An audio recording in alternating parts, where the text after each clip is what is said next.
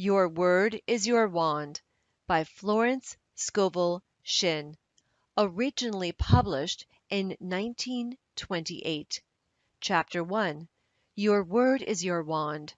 Man's word is his wand filled with magic and power. Jesus Christ emphasized the power of the word. By thy words thou shalt be justified, and by thy words thou shalt be condemned. And death and life are in power of the tongue. So man has power to change an unhappy condition by waving over it the wand of his word. In the place of sorrow appears joy. In the place of sickness appears health. In the place of lack appears plenty. For example, a woman came for a treatment for prosperity. She possessed just $2 in the world. I said, "We bless the $2 and know that you have the magic purse of the Spirit. It can never be depleted. As money goes out, immediately money comes in, under grace and in perfect ways. I see it always crammed, jammed with money. Yellow bills, green bills, pink checks, blue checks, white checks, gold, silver, and currency. I see it bulging with abundance." She replied, "I feel my bag heavy with money," and was so filled with faith that she gave me one of her dollars as a love offering. I did not dare refuse it and see lack for her, as it was important that I hold the picture of her plenty. Shortly afterwards she was made a gift of $6,000. Fearless faith and the spoken word brought it to pass. The affirmation of the magic purse is very powerful, as it brings a vivid picture to the mind.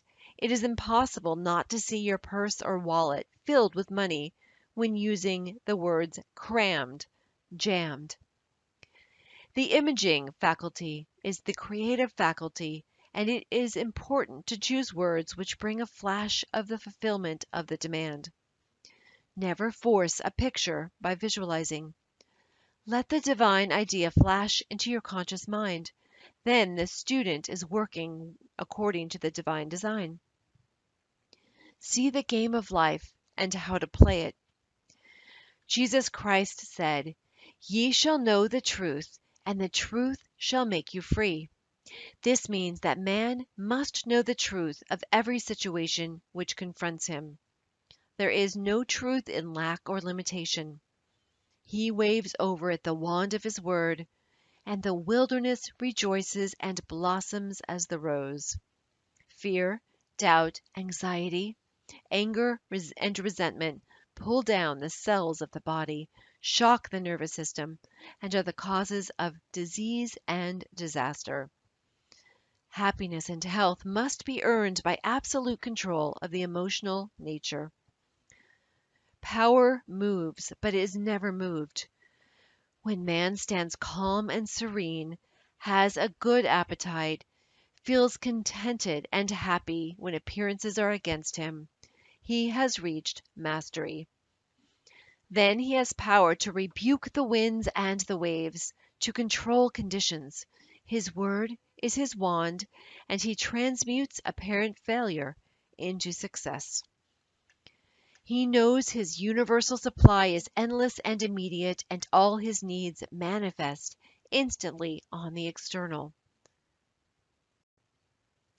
For example, a woman at sea awoke in the morning hearing the fog horns blowing. A dense fog had settled on the ocean with no apparent signs of clearing.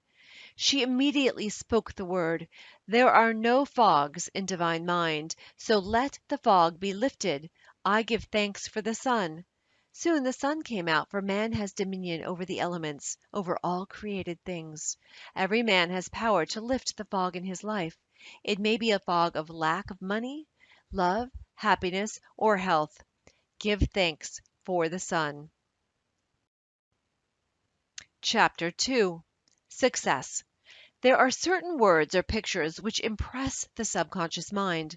For example, a man called asking me to speak the word for his right work. I gave him the statement, "Behold, I have set before thee the open door of destiny, and no man shall shut it." It didn't seem to make much of an impression with him, so I was inspired to add, "And no man shall shut it, for it is nailed back. The man was electrified and went out walking on air. Within a few weeks he was called to a distant city to fill a wonderful position, which came about in a miraculous way. I give another example of a woman who fearlessly followed a hunch. She was working for a small salary when she read my book, The Game of Life and How to Play It. The thought came in a flash to start in business for herself and open a tea room and candy shop. The idea staggered her at first, but it persisted, so she boldly went forth and procured a shop and assistants. She spoke the word for supply, for she did not have money to back her enterprise. It came in miraculous ways, and then the shop opened. From the first day it was filled with people, and now it is crammed, jammed. They stand in line and wait. One day, being a holiday, her assistants became gloomy and said they could not expect to do much business. My student, however, replied that God was her supply and every day was a good day. In the afternoon an old friend came in to see the shop and bought 2 pounds of candy. He gave her a check, and when she looked at it she found it was for $100. So it was indeed a good day. $100 for a box of candy. She says every morning she enters the shop with wonder and gives thanks that she had the fearless faith that wins. Here are some success affirmations. The decks are now cleared for divine action, and my own comes to me under grace in a magical way. I now let go of worn-out conditions and worn-out things. Divine order is established in my mind, body, and affairs. Behold, I make all things new. My seeming impossible good now comes to pass. The unexpected now happens. The four winds of success now blow to me my own. From north, south, east, and west comes my endless good. The Christ in me is risen. I now fulfill my destiny. Endless good now comes to me in endless ways. I clap my cymbals and rejoice, for Jehovah goes before me, making clear, easy, and successful my way. I give thanks for my whirlwind success. I sweep all before me, for I work with the Spirit and follow the divine plan of my life. My spiritual sporting blood is up. I am more than equal to this situation. I am awake to my good and gather in the harvest of endless opportunities. I am harmonious, poised, and magnetic. I now draw to myself my own. My power is God's power and is irresistible. Divine order is now established in my mind, body, and affairs. I see clearly and act quickly, and my greatest expectations come to pass in a miraculous way. There is no competition on the spiritual plane. What is rightfully mine is given me under grace. I have within me an undiscovered country, which is revealed to me now in the name of Jesus Christ. Behold, I have set before thee the open door of destiny, and no man shall shut it, for it is nailed back. The tide of destiny has turned, and everything comes my way. I banish the past and now live in the wonderful now, where happy surprises come to me each day. There are no lost opportunities in divine mind. As one door shuts, another door opens. I have a magical work in a magical way. I give magical service for magical pay. The genius within me is now released. I now fulfill my destiny. I make friends with hindrances, and every obstacle becomes a stepping stone. Everything in the universe, visible and invisible, is working to bring me to my own. I give thanks that the walls of Jericho fall down and all lack, limitation, and failure are wiped out of my consciousness in the name of Jesus Christ. I am now on the royal road of success, happiness, and abundance. All the traffic goes my way. I will not weary of well-doing, for when I least expect it, I shall reap. Jehovah goes before me, and the battle is won. All enemy thoughts are wiped out. I am victorious in the name of Jesus Christ. There are no obstacles in divine mind, therefore there is nothing to obstruct my good. All obstacles now vanish from my pathway. Doors fly open, gates are lifted, and I enter the kingdom of fulfillment under grace. Rhythm, harmony, and balance are now established in my mind, body, and affairs. New fields of divine activity now open for me, and these fields are white with the harvest. Man's will is powerless to interfere with God's will. God's will is now done in my mind, body, and affairs. God's plan for me is permanent and cannot be budged. I am true to my heavenly vision. The divine plan of my life now takes shape in definite, concrete experiences, leading to my heart's desire. I now draw from the universal substance, with irresistible power and determination, that which is mine by divine right. I do not resist this situation. I put it in the hands of infinite love and wisdom. Let the divine idea now come to pass. My good now flows to me in a steady, unbroken, ever-increasing stream of success, happiness, and abundance. There are no lost opportunities in the kingdom. As one door shuts, another door opens. There is nothing to fear, for there is no power to hurt. I walk up to the lion on my pathway and find an angel in armor and victory in the name of Jesus Christ. I am in perfect harmony with the working of the law. I stand aside and let infinite intelligence make easy and successful my way. The ground I am on is holy ground. The ground I am on is successful ground. New fields of divine activity now open for me. Unexpected doors fly open, unexpected channels are free. What God has done for others, He can do for me, and more.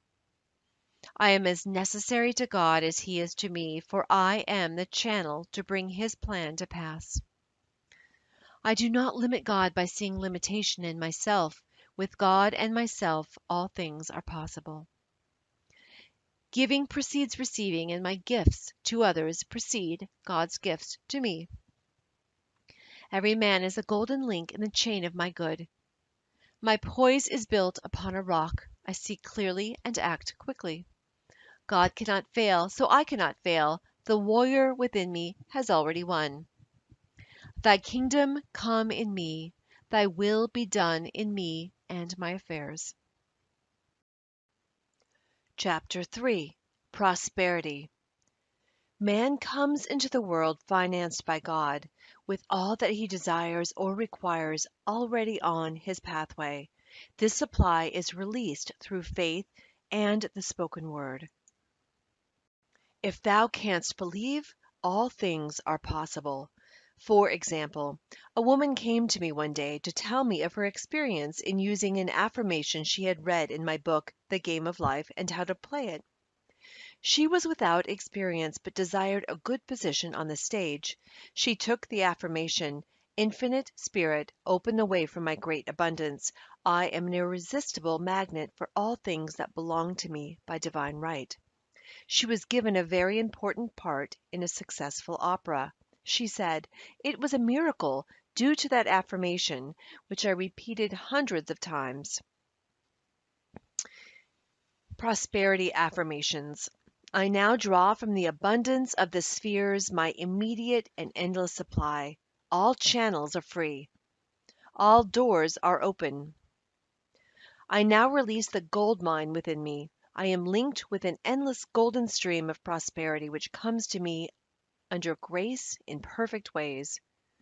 Goodness and mercy shall follow me all the days of my life, and I shall dwell in the house of abundance forever. My God is a God of plenty, and I now receive all that I desire or require, and more. All that is mine by divine right is now released and reaches me in great avalanches of abundance, under grace in miraculous ways. My supply is endless, inexhaustible, and immediate, and comes to me under grace in perfect ways. All channels are free and all doors fly open for my immediate and endless, divinely designed supply. My ships come in over a calm sea, under grace in perfect ways. I give thanks that the millions which are mine by divine right now pour in and pile up under grace in perfect ways.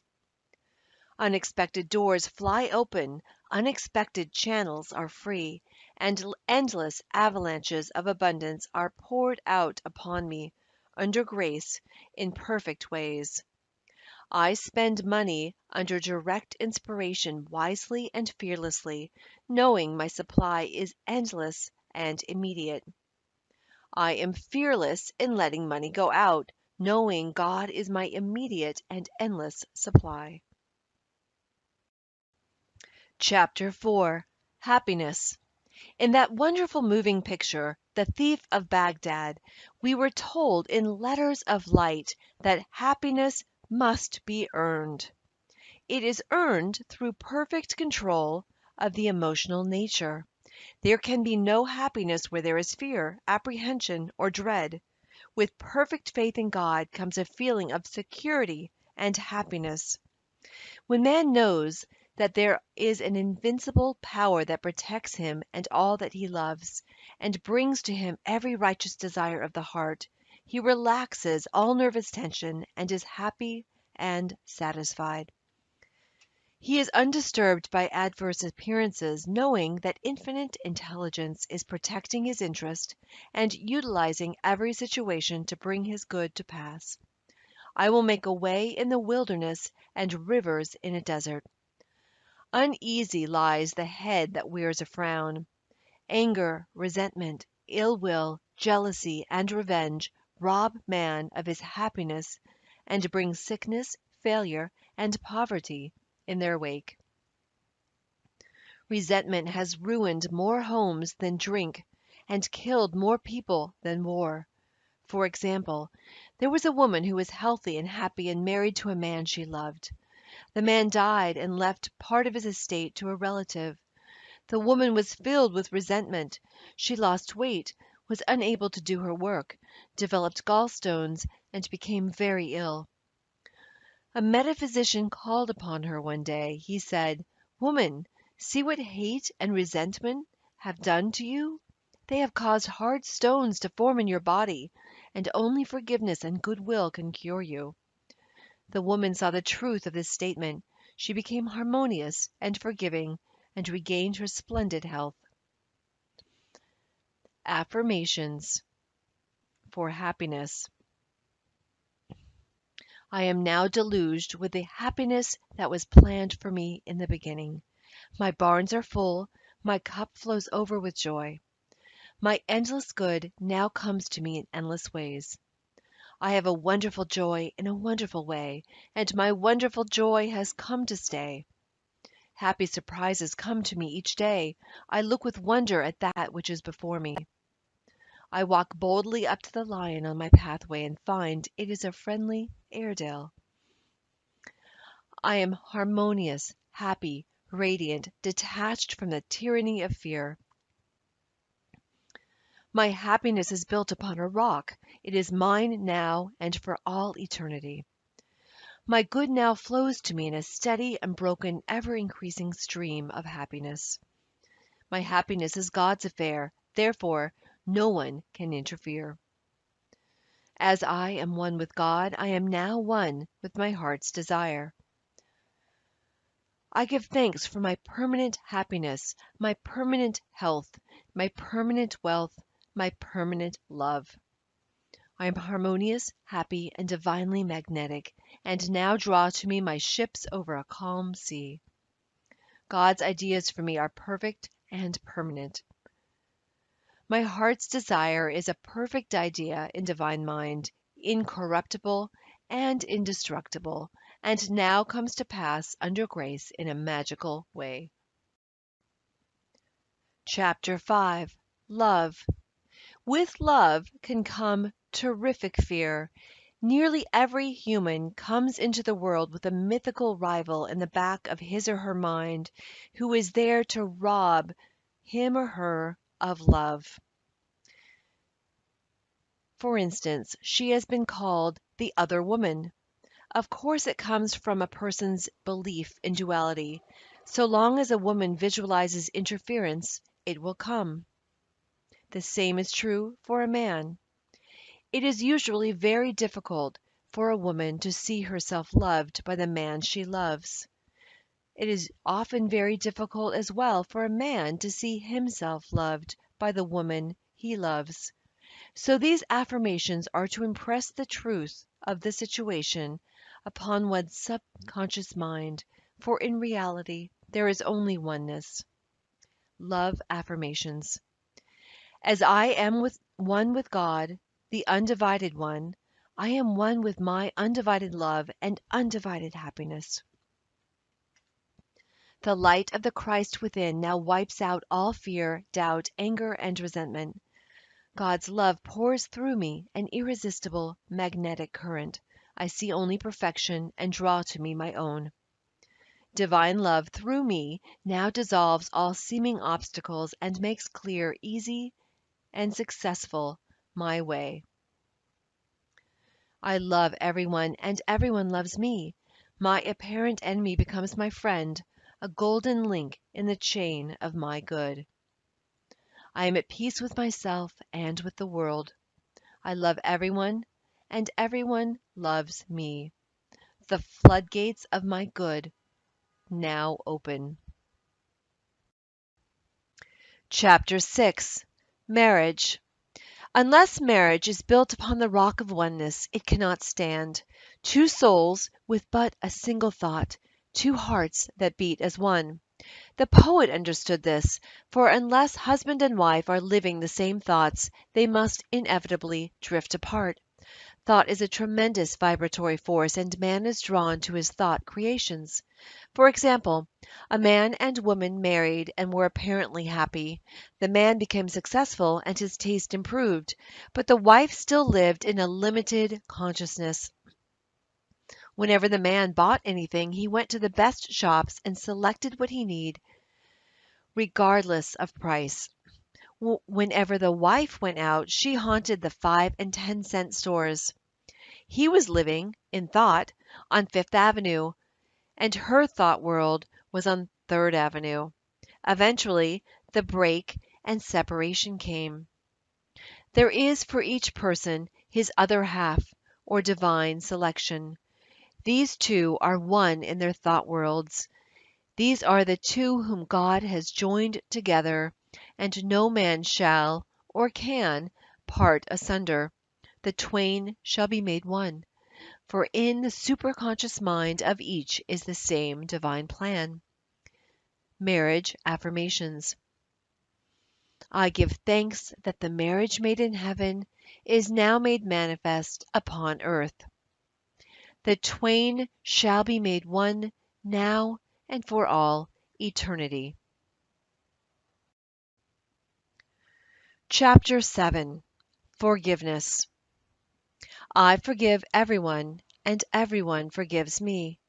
The gates swing open for my good. I call on the law of forgiveness. I am free from mistakes and the consequences of mistakes. I am under grace and not under karmic law. Though my mistakes be as scarlet, I shall be washed whiter than snow. What didn't happen in the kingdom never happened anywhere. Chapter 8. Words of Wisdom. Faith without nerve is dead. There is never a slip twixt the right cup and the right lip. Never look, or you'd never leap. God works in unexpected places, through unexpected people, at unexpected times, his wonders to perform. Power moves, but is never moved. Loving your neighbor means not to limit your neighbor in word, thought, or deed. Never argue with a hunch. Christopher Columbus followed a hunch. The kingdom of heaven is the realm of perfect ideas. It is dark before the dawn, but the dawn never fails. Trust in the dawn. When in doubt, play trumps. Do the fearless thing. It is the fearless thing that counts. Never do today what intuition says to do tomorrow. It's a great life if you don't reason. Regard your neighbor as yourself. Never hinder another's hunch. Selfishness binds and blocks. Every loving and unselfish thought has in it the germ of success. Be not weary of make-believing. When you least expect it, you shall reap. Faith is elastic. Stretch it to the end of your demonstration. Before your call is answered, the supply precedes the demand. Before you call, you are answered, for the supply precedes the demand. What you do for others, you are doing for yourself. Every act committed while angry or resentful brings unhappy reaction. Sorrow and disappointment follow in the wake of deceit and subterfuge. The way of the transgressor is hard. No good thing will be withheld from him who walks uprightly. There is no power in evil. It is nothing, therefore can only come to nothing. Fear and impatience demagnetize. Poise magnetizes. Drown the reasoning mind with your affirmation. Jehoshaphat clapped his cymbals so that he wouldn't hear himself think. All bondage is an illusion of the race consciousness. There is always a way out of every solution. Under grace, every man is free to do the will of God. Shoreism is stronger than optimism. Divine ideas never conflict. It is dangerous to stop in the middle of a hunch. Infinite Spirit is never too late. Chapter 9. Faith. Hope looks forward. Faith knows it has already received and acts accordingly. In my classes, I often emphasize the importance of digging ditches or preparing for the things asked for, which shows active faith and brings the demonstration to pass. A man in my class, whom I called the life of the party because he always tried to find a question I couldn't answer, but he never succeeded, asked, "Why is it then a lot of women who prepare hope chests never get married?" I replied, "Because it is a hope chest, not a faith chest." The prospective bride also violates law in telling others about it. Her friends come in and sit on the hope chest and either doubt or hope she'll never succeed. Pray to the Father which is in secret, and thy Father which seeth in secret shall reward thee openly. The student should never talk of a demonstration until it has gelled or comes to pass on the external. So a hope chest should become a faith chest and be kept from the public eye, and the words spoken for the divine selection of a husband under grace in a perfect way. Those whom God hath joined together, no thought can put asunder. Faith affirmations. Adverse appearances work for my good, for God utilizes every person and every situation to bring me my heart's desires. Hindrances are friendly, and obstacles springboards. I now jump into my good. As I am one with the undivided one, I am one with my undivided good. As the needle in the compass is true to the north, what is rightfully mine is true to me. I am the north. I am now linked by an invisible, unbreakable magnetic cord with all the things that belong to me by divine right. Thy kingdom is come, thy will is done in me and my affairs. Every plan my Father in heaven has not planned is dissolved and obliterated, and the divine design of my life now comes to pass. What God has given me can never be taken from me, for his gifts are for all eternity. My faith is built upon a rock, and my heart's desire now comes to pass under grace in a miraculous way. I see my good in a golden glow of glory. I see my field shining white with the harvest. God is my unfailing and immediately supply of all good. I am poised and powerful. My greatest expectations are realized in a miraculous way. I water my wilderness with faith, and suddenly it blossoms as the rose. I now exercise my fearless faith in three ways: by thinking, speaking, and acting. I am unmoved by appearances, therefore appearances move. I stand steadfast, immovable, giving thanks for my seeming impossible good to come to pass.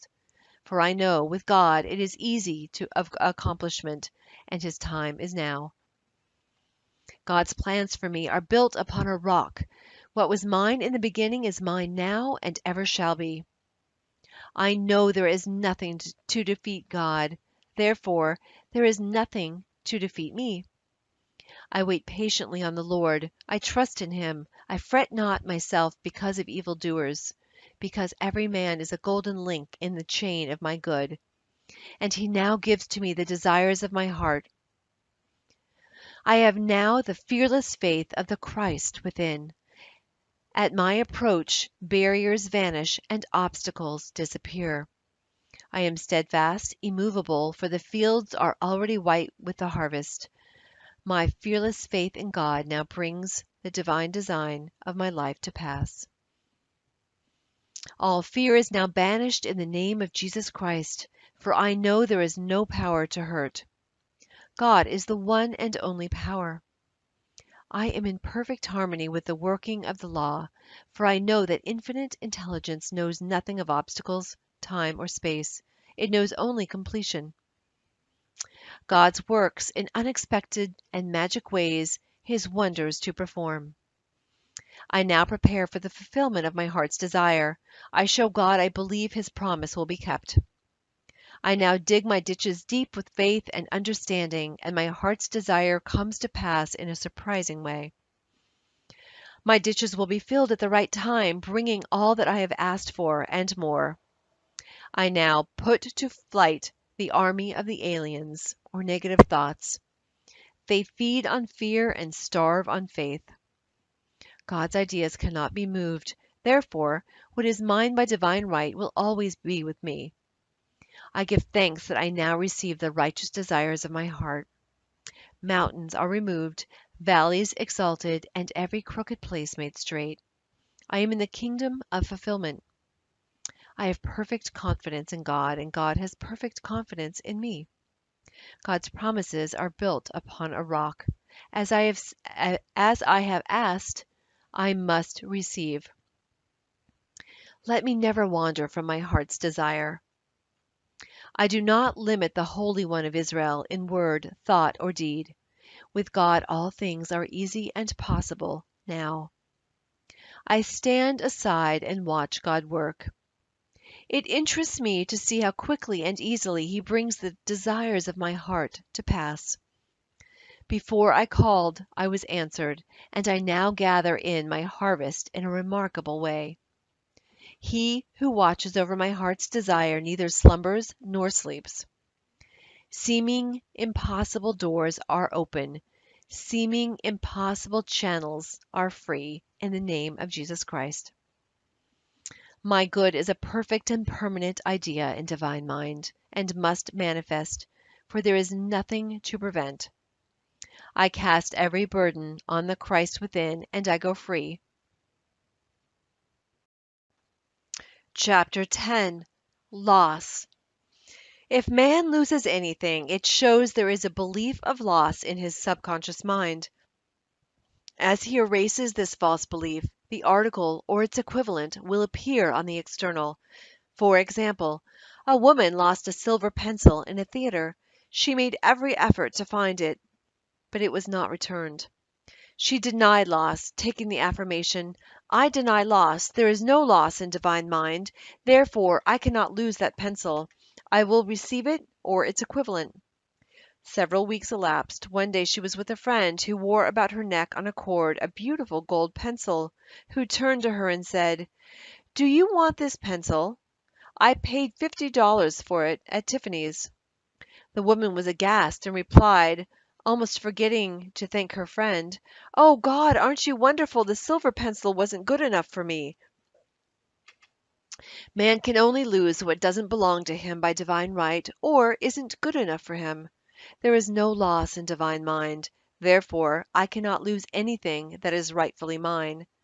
Infinite intelligence is never too late. Infinite intelligence knows the way of recovery. There is no loss in divine mind. Therefore, I cannot lose anything which belongs to me. It will be restored, or I receive its equivalent. Chapter 11. Debt. If a man is in debt, or people owe him money, it shows that a belief of debt is in his subconscious mind. This belief must be neutralized in order to change conditions.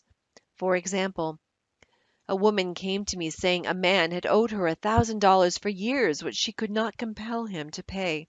I said, "You must work on yourself, not the man," and gave her this statement: "I deny debt. There is no debt in divine mind. No man owes me anything. All is squared. I send that man love and forgiveness." In a few weeks she received a letter from him saying he intended sending the money, and in about a month came the $1,000. If the student owes money, change the statement: "There is no debt in divine mind. Therefore, I owe no man anything. All is squared. All my obligations are now wiped out under grace in a perfect way. I deny debt. There is no debt in divine mind. Therefore, I owe no man anything. All obligations are now wiped out under grace in a miraculous way. I deny debt. There is no debt in divine mind. No man owes me anything. All is squared. I send forth love and forgiveness." Chapter 12. Sales. A woman who lived in a country town wished to sell her house and furniture. It was in the winter, with snow so deep it was almost impossible for cars or wagons to reach her door. As she had asked God to sell her furniture to the right person for the right price, she was unmindful of appearances. She polished the furniture, pushed it into the middle of the room, and prepared to sell it. She said, "I never looked out the window at the blizzard. I simply trusted God's promises." In miraculous ways people drove up, and all the furniture was sold, and the house also, without paying any commission to an agent. Faith never looks out of the window at the blizzard. It simply prepares for the blessing asked for. Affirmation: I give thanks that this article or property is now sold to the right person or persons for the right price, giving perfect satisfaction.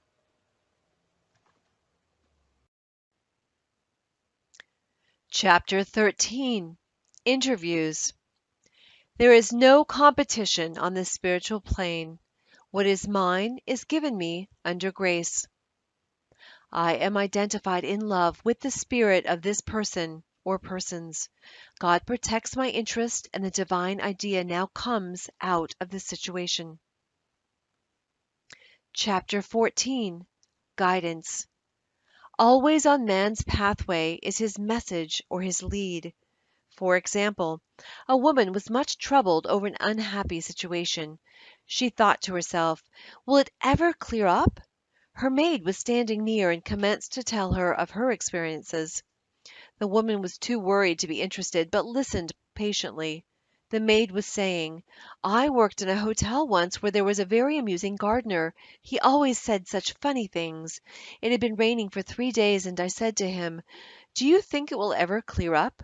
And he replied, 'My God, doesn't it always clear up?' The woman was amazed. It was the answer to her thoughts. She said reverently, 'Yes, with my God it always clears up.' Soon after, her problem did clear up in an unexpected way. Infinite Spirit Give me wisdom to make the most of my opportunities. Never let me miss a trick. I am always under direct inspiration. I know just what to do and give instant obedience to my intuitive leads. My angel of destiny goes before me, keeping me in the way. All power is given unto me to be meek and lowly of heart. I am willing to come last. Therefore, I come first. I now place my personal will upon the altar. Your will, not my will. Your way, not my way. Your time, not my time. And in the twinkling of an eye, it is done. There are no mysteries in the kingdom. Whatever I shall know will now be revealed to me under grace. I am a perfect, non-resistant instrument for God to work through, and his perfect plan for me now comes to pass in a magic way. Chapter 15. Protection. I am surrounded by the white light of the Christ, through which nothing negative can penetrate. I walk in the light of Christ, and my fear giants dwindle into nothingness. There is nothing to oppose my good. Chapter 16. Memory.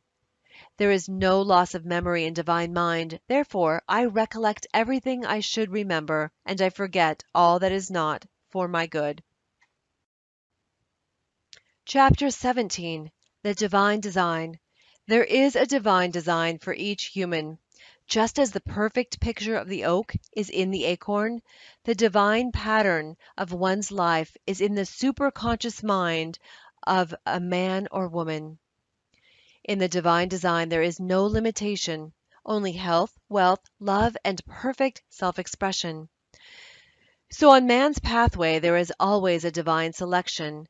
Each day he must live according to the divine plan or have unhappy reactions.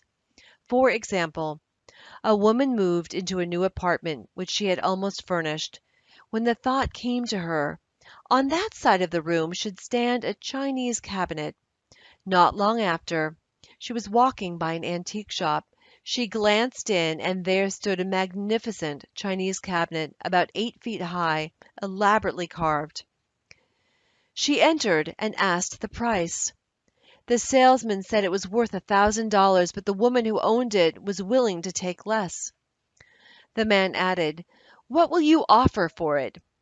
The woman paused, and the price, $200, came into her mind, so she answered, $200.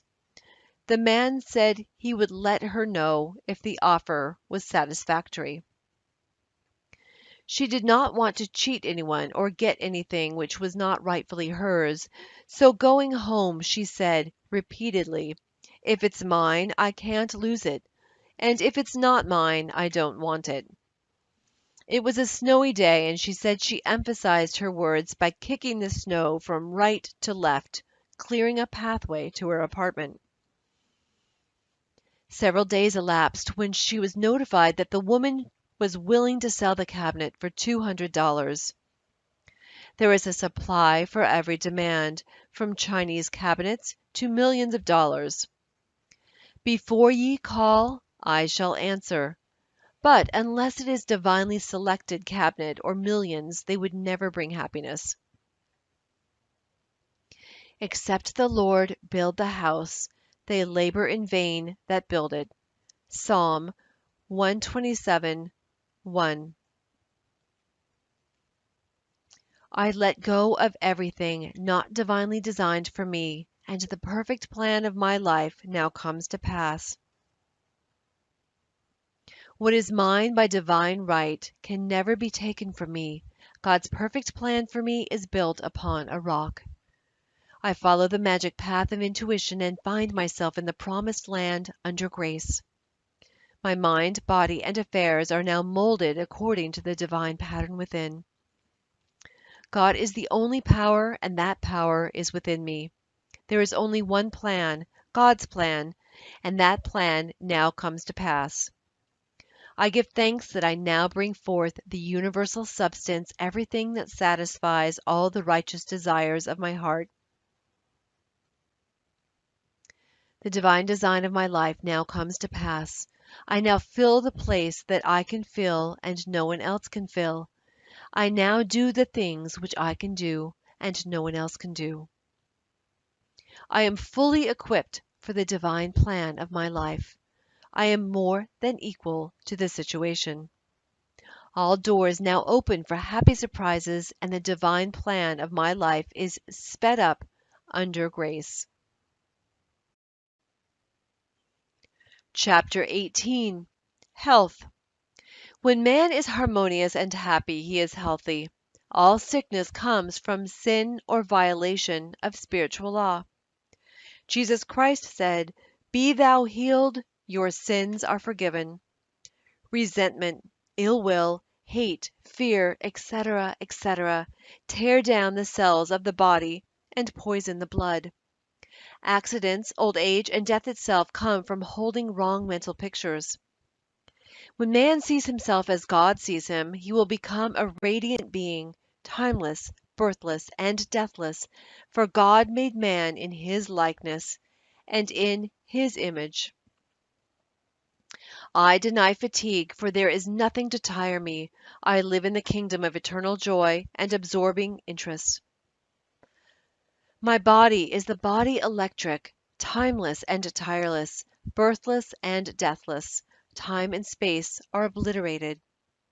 I live in the wonderful now, birthless and deathless. I am one with the One. Thou in me art eternal joy, eternal youth, eternal wealth, eternal health, eternal love, eternal life. I am a spiritual being. My body is perfect, made in his likeness and image. The light of the Christ now streams through every cell. I give thanks for my radiant health. Chapter 19. Eyes. Imperfect vision. Correspondences, fear, suspicion, seeing obstacles, watching for unhappy events to come to pass, living in the past or in the future, not living in the now. The light of the Christ now floods my eyeballs. I have the crystal clear vision of the Spirit. I see clearly and distinctly. There are no obstacles on my pathway. I see clearly the fulfillment of my heart's desire. I have the X-ray eye of the Spirit. I see through apparent obstacles. I see clearly the miracle come to pass. I have the crystal clear vision of the Spirit. I see clearly the open road. There are no obstacles on my pathway. I now see miracles and wonders come to pass. I give thanks for my perfect sight. I see God in every face. I see good in every situation. I have the crystal clear vision of the Spirit. I look up and down and all around, for my good comes from the north, south, east, and west. My eyes are God's eyes, perfect and flawless. The light of the Christ floods my eyeballs and streams on my pathway. I see clearly there are no lions on my way, only angels and endless blessings. Chapter 20. Anemia.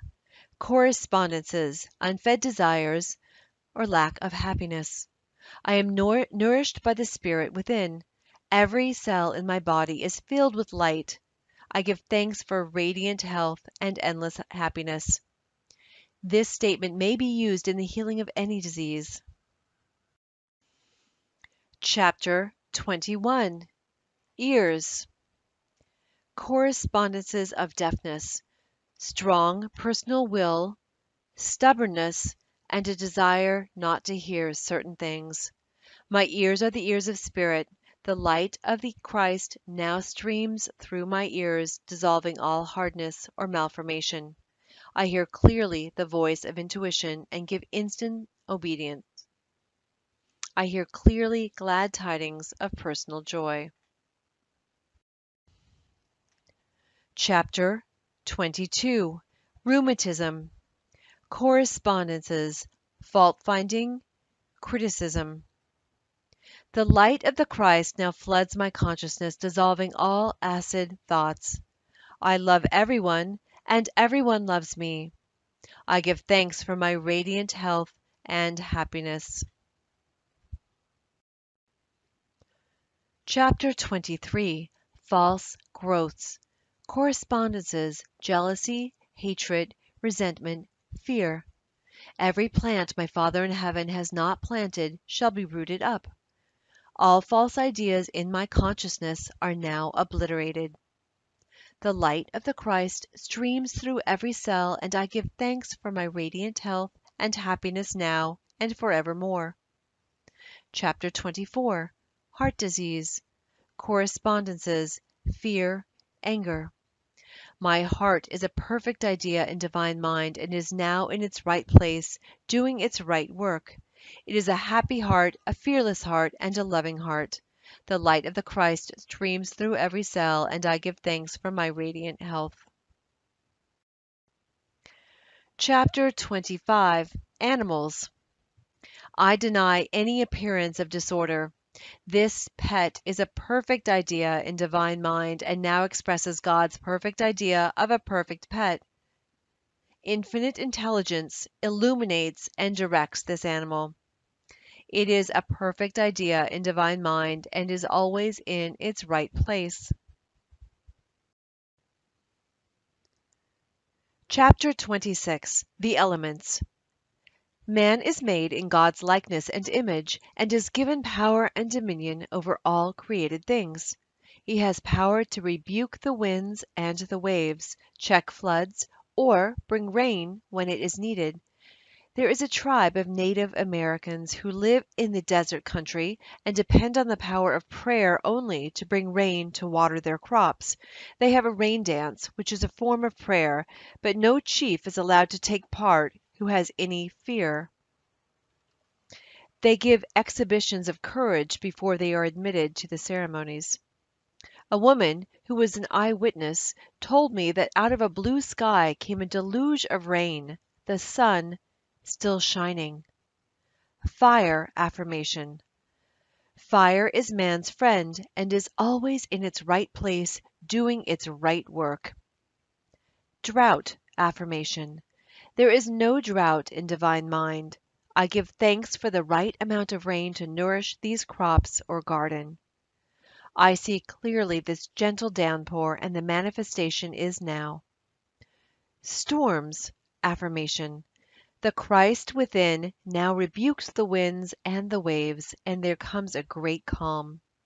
I see clearly peace established on land and sea. Chapter 27. Journey. I give thanks for the divinely planned journey, under divinely planned conditions, with the divinely planned supply. Chapter 28. Miscellaneous. The thing you dislike or hate will surely come upon you, for when man hates, he makes a vivid picture in the subconscious mind and it objectifies. The only way to erase these pictures is through non-resistance. For example, a woman was interested in a man who told her repeatedly of his charming female cousins. She was jealous and resentful, and he passed out of her life. Later on she met another man to whom she was much attracted. In the course of their conversation he mentioned some women cousins he was very fond of. She resented it, and then laughed, for here were her old friends, the cousins, back again. This time she tried non-resistance. She blessed all the cousins in the universe and sent them goodwill, for she knew if she didn't, every man she met would be stocked up with women relations. It was successful, for she never heard cousins mentioned again. This is the reason so many people have unhappy experiences repeated in their lives. I knew a woman who bragged of her troubles. She would go about saying to people, "I know what trouble is," and then wait for their words of sympathy. Of course, the more she mentioned her troubles, the more she had, for by her words she was condemned. She should have used her words to neutralize her troubles instead of multiply them. For example, had she said repeatedly, "I cast every burden upon the Christ within, and I go free," and not voiced her sorrows, they would have faded from her life, for by your words you are justified. I will give to thee the land that thou seest. Man is ever reaping on the external what he has sown in his thought world. For example, a woman needed money and was walking along the street making the affirmation that God was her immediate supply. She looked down at her feet, and there was a $2 bill, which she picked up. A man standing near, a watchman in a building, said to her, "Lady, did you pick up some money? I thought it was a piece of chewing gum paper. A lot of people walked over it, but when you came, it opened up like a leaf." The others, thinking lack, had passed over it, but at her words of faith it unfurled. So with the opportunities in life. One man sees, another passes by. Faith without works or action is dead. The student, in order to bring into manifestation the answer to his prayer, must show active faith. For example, a woman came to me asking me to speak the word for the renting of a room. I gave her the statement, "I give thanks that the room is now rented to the right and perfect person for the right price, giving perfect satisfaction." Several weeks elapsed, but the room had not been rented. I asked, "Have you shown active faith? Have you followed every hunch in regard to the room?" She replied, "I had a hunch to get a lamp for the room, but I decided I couldn't afford it."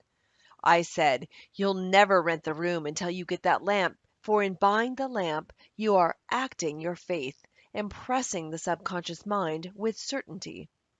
I asked, "What is the price of the lamp?" She answered, $4.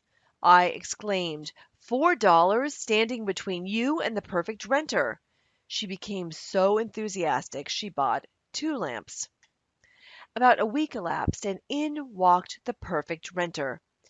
He did not smoke and paid the rent in advance and fulfilled her ideal in every way. Unless you become as a little child and dig your ditches, you shall in no wise enter the kingdom of manifestation. Without the vision, my people perish. Unless man has some objective, some promised land to look forward to, he begins to perish. We see it so often in small country towns, in the men who sit around a stove all winter, who ain't got no ambition. Within each one is an undiscovered country, a gold mine. I knew a man in a country town called Magnolia Charlie because he always found the first magnolia in the spring. He was a shoemaker, but every afternoon left his work to go to the station to meet the 4:15 train from a distant city. They were the only romances in his life, the first magnolia and the 4:15 train. He felt vaguely the call of the vision in the superconscious mind. No doubt the divine design for him included travel, and perhaps he was to become a genius in the plant world. Through the spoken word, the divine design may be released, and each one fulfill his destiny. I now see clearly the perfect plan of my life. Divine enthusiasm fires me, and I now fulfill my destiny. The spiritual attitude towards money is to know that God is man's supply, and that he draws from it the abundance of the spheres through his faith and spoken word. When man realizes this, he loses all greed for money and is fearless in letting it go out.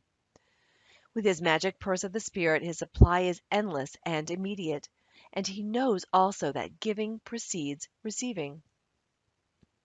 For example, a woman came to me asking me to speak the word for $500 by the 1st of August. It was then about the 1st of July. I knew her very well and said, "The trouble with you is you don't give enough. You must open your channels of supply by giving." She had accepted an invitation to visit a friend and did not want to go on account of the formality. She said, "Please speak the word for me to be polite for 3 weeks, and I want to get away as soon as possible, and be sure to speak the word for the $500. So she went to the friend's house, was unhappy and restless, and tried continually to leave, but was always persuaded to stay longer. She remembered my advice, however, and gave the people about her presents. Whenever possible, she made a little gift. It was nearing the 1st of August, and no signs of the $500, and no way of escape from the visit. The last day of July, she said, "Oh God, maybe I haven't given enough." So she tipped all the servants more than she had intended. The 1st of August came, and her hostess said to her, "My dear, I want to make you a gift," and handed her a check for $500. God works in unexpected ways his wonders to perform. Chapter 29. Affirmations. God is incapable of separation or division. Therefore, my good is incapable of separation or division. I am one with my undivided good. All that is mine by divine right is now released and reaches me in perfect ways under grace. God's work is finished now and must manifest. I serve only faith, and my unlimited abundance is made manifest. I am undisturbed by appearances. I trust in God, and He now brings to me the desires of my heart. My good now overtakes me in a surprising way. The divine plan of my life cannot be tampered with. It is incorruptible and indestructible. It awaits only my recognition. There is no there. There is only here. Reveal to me the way. Let me see clearly the blessing which thou hast given me. Let thy blessed will be done in me this day. Hunches are my hounds of heaven. They lead me in the perfect way. All things I seek are now seeking me. Divine activity is now operating in my mind, body, and affairs, whether I see it or not. Since I am one with the only presence, I am one with my heart's desire. I now have the single eye of the Spirit and see only completion. I am a perfect idea in divine mind, and I am always in the right place, doing my right work, at the right time, for the right pay. I am an irresistible magnet for checks, bills, and currency, for everything that belongs to me by divine right. Thou in me art completion. As have I asked, I must receive. The law of God is the law of increase, and I give thanks for increase under grace in perfect ways. I dwell in a sea of abundance. I see clearly my inexhaustible supply. I see clearly just what to do. My world of the wondrous now swings into manifestation, and I enter my promised land under grace. Great peace have I who love thy law of non-resistance, and nothing shall offend me. Thou in me art inspiration, revelation, and illumination. Chapter 30. Conclusion. Nothing is too good to be true. Nothing is too wonderful to happen. Nothing is too good to last. Choose the affirmation which appeals to you the most and wave it over the situation which confronts you. It is your magic wand, for your word is God in action. It shall not return unto me void, but shall accomplish that whereunto it is sent. Isaiah 55:11. But I say, have they not heard?